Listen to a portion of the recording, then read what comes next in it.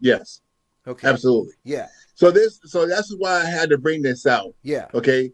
The Necronomicon book is referred to as the Book of the Dead as created by H.P. Lovecraft. Yes. Okay. Yeah. So remember, Yeah. these creatures is okay, H.R. Geiger. Okay, thank you. No, I'm so happy right now because I haven't really gotten to talk about the Necronomicon. Like I've done a small piece on the Necronomicon maybe a couple years back, but I've never gotten a chance to go back to it. So to all of a sudden be talking about the Necronomicon again this way, I didn't see it coming.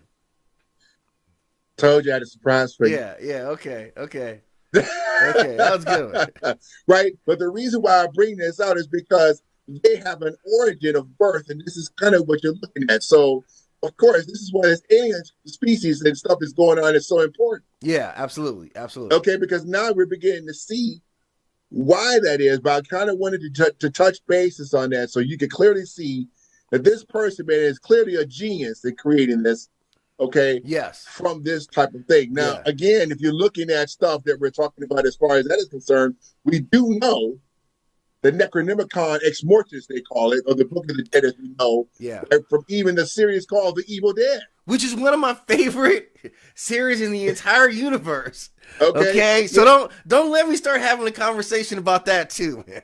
okay, well, that's so there you go. Yeah, yeah, So there it is.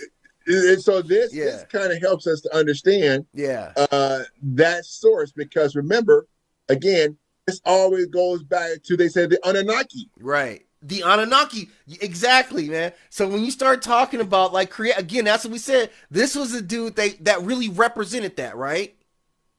That's it. Yep. That's him right there. So Yep. like this some deep mythology right here that they're not even Yep. telling people that this is some deep mythology. But I'm Right. watching this and I'm like I'm blown away by how they represented an ancient myth, and it becomes very scary when you look at that time. You're like, man, this sounds a lot like what that myth was, man.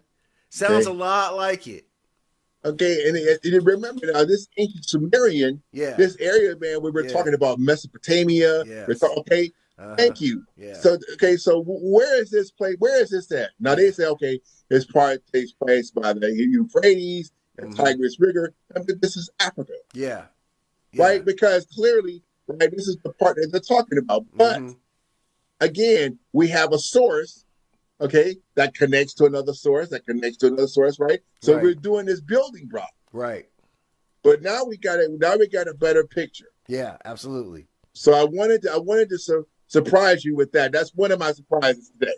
Yeah, I mean, it's like I said, it's an incredible series. Thank you for that because we tied in a lot of stuff that, man, for the audience, if you guys like what we do, we can enter into a really really cool time as we kind of branch off into all these things that are actually influences and what this series is saying.